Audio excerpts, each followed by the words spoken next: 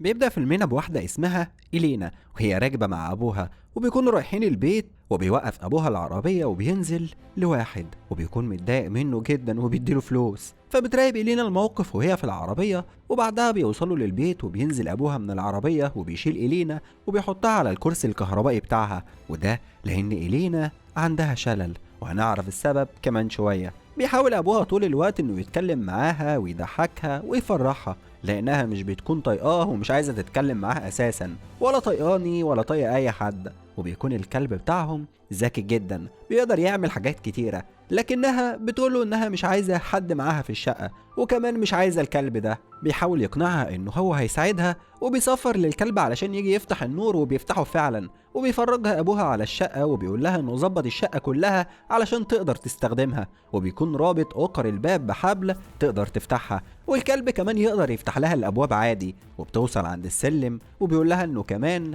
تقدر تطلع السلم وتنزله، وهما بيلفوا في الشقة بيكون فيه ريحة وحشة شمنها، وبيفتحوا أوضة وبيلاقوا فيها خفاش ميت. فبيدخل الكلب علشان يشوفه، بس الخفاش مش بيطلع ميت وبيقوم وبيعض الكلب. ولما كان أبوها هيمشي بتقول له إنها مش محتاجة الكلب ده، بيقول لها لو عمل حاجة صفري وهو هيسكت، ولما يعمل حاجة كويسة اديله حلويات. ولما أبوها بيمشي بتلاقي إن الكلب بدأ يعمل كل حاجة أبوها قال لها عليها فعلا، حتى بتطلب منه إنه يفتح الباب وبيفتحه، ولما بيطلع وبتطلب إنها تقفله بيقفله. متهيألي لو طلبت منه يعمل لها شاي هيعمل لها. بنرجع بالزمن لورا وبنعرف إن إلينا كان عندها أخت، وبتكون واقفة قدام مكتبة، والمكتبة دي بتفكرها بأختها، وأبوها بيدخل عليها وبيقول لها إنه نسى يشيل المكتبة. وبتعيط إلينا وبتتكلم مع أبوها وبتقوله إنها كانت محتاجاه في أكتر وقت لكنه ما كانش موجود، وبعد موت أمها دايما بيشرب وسايبهم. أبوها مش بيكون عارف يقول لها إيه وبيسيبها وبيمشي. وبنعرف إن أبوها ده تعبان وعنده أمراض الدنيا كلها، ولما بيطلع علشان يجيب الشنط ما بيتحملش الصدمة وبيقع. وبتشوف أبوها وبتكون عايزة تنقذه لكنها مش بتقدر، والكلب اللي بيساعدها واقف بره، وبتكون عايزة توصل للتليفون ولكن بيكون على الرف وبعيد عنها. فبتقرر انها تخبط المكتبة بالعربية علشان التليفون يقع وتكلم حد علشان يجي يساعد ابوها. ولما بتخبط المكتبة بيقع عليها تمثال وبتفقد الوعي هي كمان، وبتلاقي نفسها في المكان اللي عملت فيه حادثة هي واختها، وبتكون اختها ماتت بسبب الحادثة دي وهي جالها شلل. وبتفوق وما بتكونش عارفة تتصرف ازاي، وبتفتكر ان فيه باب في المطبخ ورا وبتروح علشان تحاول تفتحه. ولما بتفتحه بتلاقي سلالم، ولكن مش بتكون عارفة تنزل من على السلالم دي، ولكن بتدخل وبتشوف الكلب واقف ورا الباب، وبيكون اسلوبه اتغير وبدأ ان يهجم عليها، وبيكون اتسعر وشكله بقى غريب جدا وبيدخل دماغه من الباب. وبتفضل تصفر علشان الكلب يسكت لكنه مش بيسكت، وبتفتكر إلينا انها نسيت باب المطبخ مفتوح، وبتروح بسرعة علشان تقفله، وفي اخر لحظة بتقفله لان الكلب ذكي عارف ان فيه باب ورا، وبيكون وصل عند الباب فعلا، وكمان قدر يتسلق ويدخل من انابيب التهوية ودخل البيت. لكن بيكون في الدور التاني ومش بيعرف ينزل لان بيكون فيه حاجز على السلم، وإلينا بتكون مرعوبة وخايفة جدا، وبتعرف ان الكلاب بيخافوا من الصوت العالي، فبتشغل الموسيقى وبتعلي الصوت وبتقعد تحت. وفجأة المسجل بيقفل والنور كان طافي والدنيا بدأت تضلم عليها، وبتسمع صوت حد نازل من فوق وبيبدأ الرعب يتسلل لقلبها. وبتطلع اختها اللي ماتت اساسا، وبتقول لها انها هتفضل جبانة طول عمرها وانها مش هتقدر تطلع الدور اللي فوق. فبتصحى من النوم وبيكون بتحلم، وبتشوف عربية جاية وبينزل منها الشخص اللي ابوها قابله من الاول، وبيكون جاي علشان ياخد بقية فلوسه، وبيكون الكلب وراه.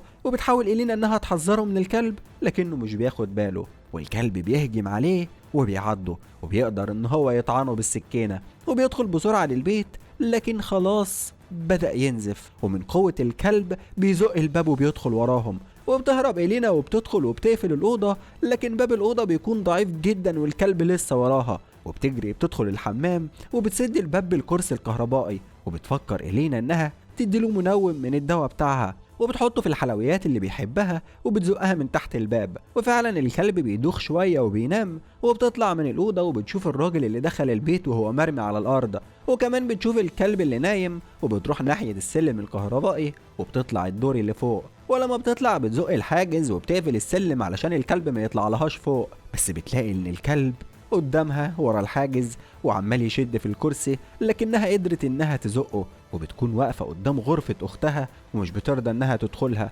وبتسمع صوت التليفون في اوضة اختها لكن برضه مش عايزة تدخل.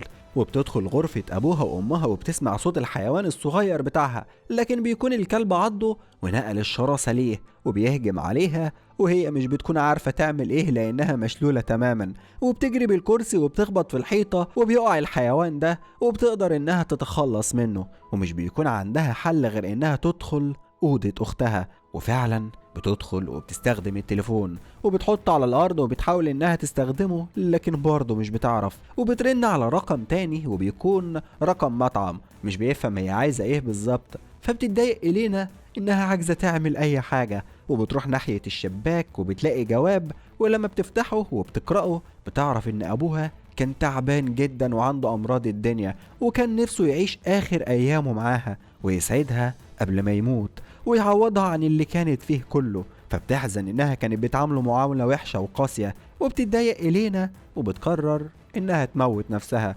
وبتاخد كل حبوب المنوم اللي كانت معاها وبتفقد الوعي. ولكن بعد شوية بتفوق وبتلاقي أختها قدامها وبتتكلم معاها، وبتقول لها إن أبوها راجل كويس جدا ومش زي ما انت متخيلة، وبتقول لها كمان إنها قدرت تتخطى موت أمها وتحقق حاجات كتيرة جدا، وحتى اللعبة اللي انت بتحبيها أنا أخدت فيها جوائز كتيرة وانت كنت قاعدة ومش عارفة تعملي حاجة، علشان كده حقدت عليا وعملت الحادثة دي عن قصد علشان تموتيني. وبتقول لها بس برضه مش هتموتي دلوقتي، وبتخليها ترجع كل الحبوب اللي أخدتها، وبتفوق إلينا وبتقرر إنها تواجه مصيرها وما تستسلمش بسهولة وتنزل تحت.